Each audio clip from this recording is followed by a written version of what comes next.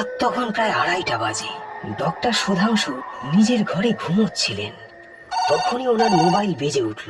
উনি তাকিয়ে দেখলেন আননোন নম্বর থেকে কল আসছিল।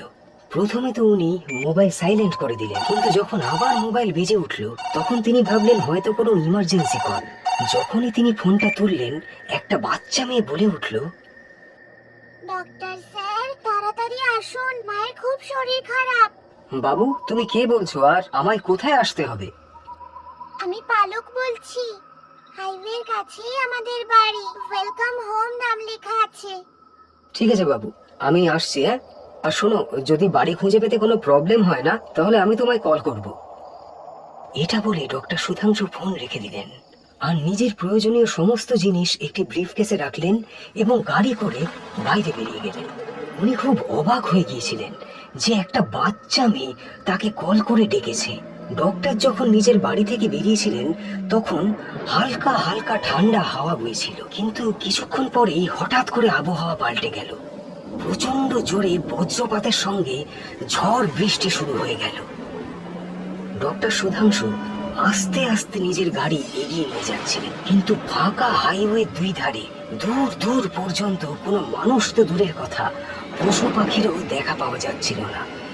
এরকম ফাঁকা হাইওয়েতে আবহাওয়া আরো নির্মম হয়ে উঠল। অন্ধকারে গাছপালা পর্যন্ত কারো উপস্থিতি জানান দিচ্ছিল।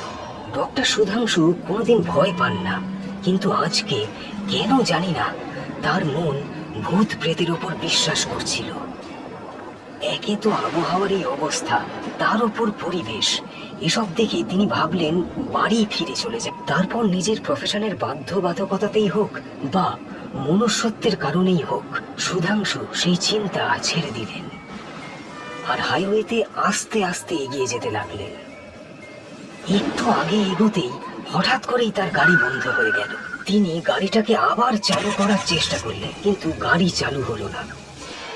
তখন তিনি নিজেকেই বলতে লাগলেন, আরে ডক্টর সুধাংশু, একেই বলে যেখানে ভূতের ভয় সেখানেই সন্ধে হয়।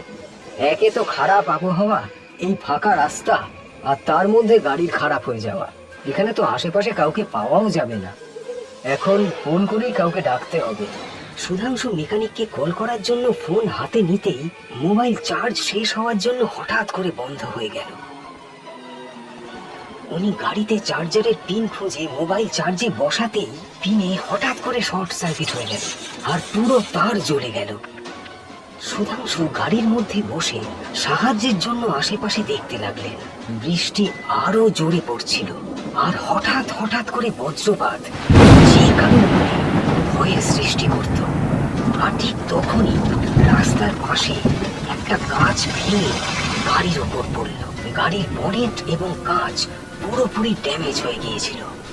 সুধাংশু কোনো রকমে দরজা খুলে বাইরে বেরোলেন। মনে হচ্ছে আজকে পুরো রাতটাই খারাপ যাবে। এখান থেকে তো বাড়ি ফিরে যাওয়াটাও বোকামি হবে। আরো একটু গেলেই হয়তো এই পেশেন্টের ঘরে পৌঁছে যেতাম, কিছু সাহায্য পেতে পারতাম, কারণ এখানে তো কোনো সাহায্যও পাবো না।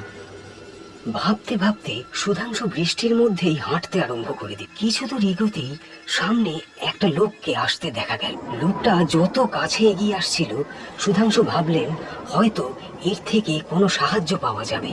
সেই লোকটি রেইনকোট পরেছিল, সে কুঁজো হয়ে হাঁটছিল আর অন্ধকারে দেখার জন্য তার হাতে একটা টর্চ ছিল। সেই ফাঁকা রাস্তায় সেই লোকটিকে দেখে সুধাংশুর মনে আশার সঞ্চার হলো আর সে তাড়াতাড়ি দৌড়ে সেই লোকটার কাছে গেল। এক্সকিউজ মি, শুনুন একটু। সেই লোকটি সুধাংশুর কথা না শুনে নিজের রাস্তায় এগিয়ে যাচ্ছিল। সুধাংশু তার কাঁধে হাত দিয়ে তাকে থামালো আর বলল, শুনুন, আমি আপনার সঙ্গে কথা বলছি। সুধাংশুর আওয়াজ হয়তো সে এবার শুনতে পেয়েছিল। সে আস্তে আস্তে ঘুরে সুধাংশুর দিকে তাকালো। এক মুহূর্তের জন্য সুধাংশু তাকে দেখে ভয় পেয়ে গেলেন, কারণ সেই লোকটার চোখগুলো জল জল করছিল। তারপর সাহস করে সুধাংশু আস্তে আস্তে বললে, শুনুন, এখানে আশেপাশে ওয়েলকাম হোম নামে কোনো ঘর আছে কি? আমাকে সেখানে যেতে হবে। সুধাংশুর এই কথা শুনে সেই লোকটি সোজা হয়ে গেল আর রেগে রেগে সুধাংশুর দিকে তাকালো। আরে, আপনি তো আমার কথা জবাব দিলেন না। ওয়েলকাম হোমে কে ডেকেছে তোমায়? ওয়েলকাম হোমে একটা বাচ্চা মেয়ে, তাই না? সেই বুড়ো ভদ্রলোকের কথা শুনে সুধাংশু অবাক হয়ে তার দিকে তাকালেন। হ্যাঁ ঠিকই, একটা বাচ্চা মেয়ে ডেকেছে। চলে যাও এখান থেকে, কেউ অসুস্থ না সেখানে। যদি সেই ঘরে পৌঁছে যাও তাহলে তোমার মৃত্যু নিশ্চিত।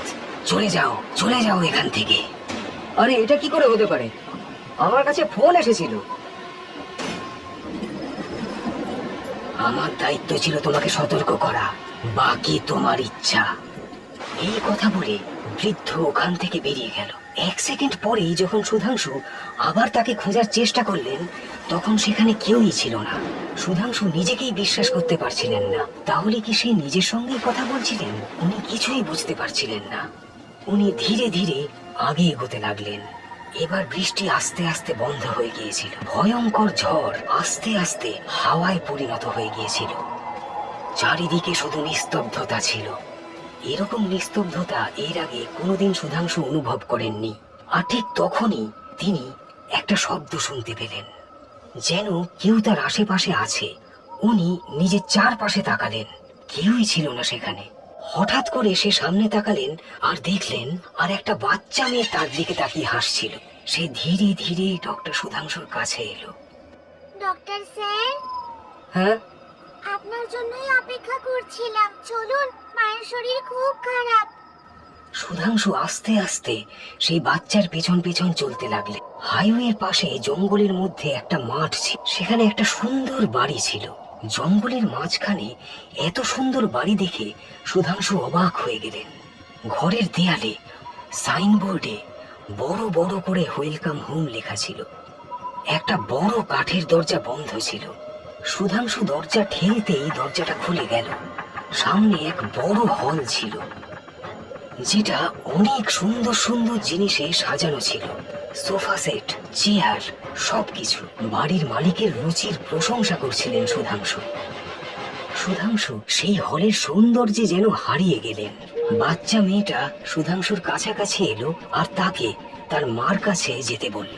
সুধাংশু বাচ্চা মেয়েটির পেছন পেছন তার মার কাছে গেল। ঘরে এক অসাধারণ রূপবতী মহিলা শুয়েছিলেন। সুধাংশুকে দেখে তিনি খাট থেকে নেমে দাঁড়ালেন আর আস্তে আস্তে সুধাংশুর দিকে এগিয়ে এলেন। কে আপনি? আর এখানে কিভাবে এলেন? আগে আমি সুধাংশু, আপনার মেয়ে আপনার চিকিৎসার জন্য ডেকেছে। আমার মেয়ে ডেকেছে? আপনি জ্ঞানী আছেন তো? আমি এখানে একা থাকি। আরে একটু আগেই তো আমার কাছে আপনার মেয়ের ফোন এলো, আর হাইওয়ে থেকে তো ওই আমাকে এত দূর নিয়ে এলো। আমাকে আপনার চিকিৎসা করতে হবে, আপনি প্লিজ আমাকে তার অনুমতি দিন। হ্যাঁ, আমার শরীর খারাপ এই কথা ঠিক, কিন্তু আপনার কোথাও একটা ভুল হচ্ছে। আমার মেয়ে আপনাকে কিভাবে ডাকবে? ও মারা গেছে 2 বছর হয়ে গেছে। দেখুন, ওই যে ওর ছবি। সেই ছবিটা সেই বাচ্চা মেয়েটারই ছিল, যে সুধাংশুকে হাইওয়ে থেকে বাড়ি পর্যন্ত নিয়ে এসেছিল। সুধাংশু অবাক হয়ে কখনো সেই ছবির দিকে আর কখনো সেই মহিলার দিকে তাকাচ্ছিলেন। আর ঠিক তখনই সেই বাচ্চা মেয়েটাকে তিনি দেখতে পেলেন, যে তাকে দেখে হাসছিল। ধীরে ধীরে তার শরীর বদলে গেল। সেই সুন্দর বাচ্চা মেয়েটা একটা ভয়ানক রূপে বদলে গেল। চোখের জায়গায় কালো গর্ত, হাতে পায়ে মাটি লাগা ছিল, মাথা থেকে রক্ত ঝরছিল। তাকে দেখে সুধাংশু চিৎকার করে উঠল। তাকে চিৎকার করতে শুনে মহিলা অবাক হয়ে বলল, কি হয়েছে? কোনো অসুবিধা হচ্ছে আপনার? সুধাংশু তাড়াতাড়ি সেখান থেকে বেরিয়ে যেতে চাইছিলেন। উনি তাড়াতাড়ি নিজের ব্রিফকেস বার করলেন এবং সেই মহিলার চিকিৎসার জন্য স্টেথোস্কোপ লাগিয়ে হার্টবিট চেক করতে লাগলেন। কিন্তু তিনি কোনো হার্টবিট শুনতে পাচ্ছিলেন না, যেন কোনো জীবন্ত লাশের হার্টবিট চেক করছেন। সুধাংশু কখনো নিজের স্টেথোস্কোপ চেক করছিলেন, কখনো হার্টবিট শোনার চেষ্টা করছিলেন। এই হৃদয় তো কাজ করা কবে থেকেই বন্ধ করে দিয়েছে। আপনি একটু কাছে এলে হয়তো আবার কাজ করতে শুরু করবে। বলতে বলতে সেই মহিলা সুধাংশুর কাছে আসতে লাগলো। সুধাংশু সেখান থেকে পিছিয়ে গেলেন। এটা কি করছেন আপনি? নিজের সীমায় থাকুন। আমি প্রফেশনালি লোককে চিকিৎসা করি, এইভাবে না। বাইরে এত মনোরম পরিবেশ, ভিতরে এত বড় ঘরে। চলুন না আমরা দুজন সুযোগটাকে ভালোভাবে কাজে লাগাই। দেখুন, এই নিন আপনার ওষুধ, আর এগুলো সময় মতো খেয়ে নেবেন, আর দরকার হলে আবার কল করে ডেকে নেবেন। আর এখন আমাকে এখান থেকে যাওয়ার অনুমতি দিন। একদিকে মারা যাওয়া বাচ্চার আত্মা, অন্যদিকে মহিলার অদ্ভুত ব্যবহার। সুধাংশু সেখান থেকে দৌড়ে পালিয়ে যেতে চাইছিলেন। আর ঠিক তখনই সেই সুন্দরী মহিলা সুধাংশুর সামনে ভয়ঙ্কর ডাইনি রূপে বদলে গেল। তার মুখ এত ভয়ানক ছিল যে যে কেউ ভয় পেয়ে যাবে। আর সেই সুন্দর ঘর একটা পুরো বাড়িতে বদলে গিয়েছিল। একদিকে ডাইনি দাঁড়িয়েছিল আর অন্যদিকে ছোট্ট বাচ্চার আত্মা। সুধাংশু কিছুই বুঝতে পারছিলেন না যে এবার তিনি কি করবেন। অনেকদিন পরে একজন সৎ ভালো মানুষ সামনে এসেছে। যাও, তোমায় মুক্তি দিলাম। এসব কি? আমাকে ফোন করে এখানে ডাকলেন কেন? অনেক দিন আগের কথা। আমার স্বামী আর আমি শহর থেকে বহু দূরে নিরালায় শান্তিতে থাকার জন্য এখানে একটা বাড়ি বানাই। স্বামী কোনো একটা কাজে অন্য শহরে গেছিল। এক রাতে আমার শরীর হঠাৎ করেই খারাপ হয়ে যায়। পালক তখন ডক্টর ডেকে আনে, কিন্তু ডক্টর আমার চিকিৎসা না করে আমায় একা পেয়ে আমার সাথে জোর জবরদস্তি করতে থাকে। পালক আমায় বাঁচাতে এলে উনি পালককে সজোরে দেওয়ালের দিকে ধাক্কা মারেন। সেই জন্য ওর মাথায় জোরে আঘাত লাগে আর ও মারা যায়। ওর মৃত্যুর পরে ডক্টর ভয় পেয়ে যান, আর ওই ভয়ের কারণে উনি আমাকেও মেরে বাড়ির পিছনের বাগানে কবর দিয়ে দেন। যখন পালকের বাবা শহর থেকে বাড়ি ফেরে, আমাদের দুজনকে খুঁজে পায় না। ওই ডক্টর আমাদের দুজনের নামে ওর মনে বিষ ভরে দেয় যে আমি ওকে ছেড়ে কোথাও চলে গেছি। আমাদের মায়া কাটানোর জন্য পালকের বাবাও এই বাড়ি ছেড়ে চলে যায়। সেদিন থেকে আজ পর্যন্ত পালক আর আমি প্রত্যেক ডক্টরের থেকে প্রতিশোধ নিই। কিন্তু আপনি প্রমাণ করে দিলেন যে মানবিকতা এখনো বেঁচে আছে। চলে যান এখান থেকে। সুধাংশু ঘরে ফিরে আসার পরে কিছুদিন পর্যন্ত পালক আর তার মার ব্যাপারে ভাবছিলেন। তারপর খোঁজ করে তিনি পালকের বাবার খোঁজ পেলেন আর ওনাকে সব সত্যি কথা বললেন। ঘরের উঠোন থেকে ওনাদের লাশ বার করে যখন অন্তিম সংস্কার করা হলো, তখন পালক আর ওর মার আত্মা শান্তি পেল।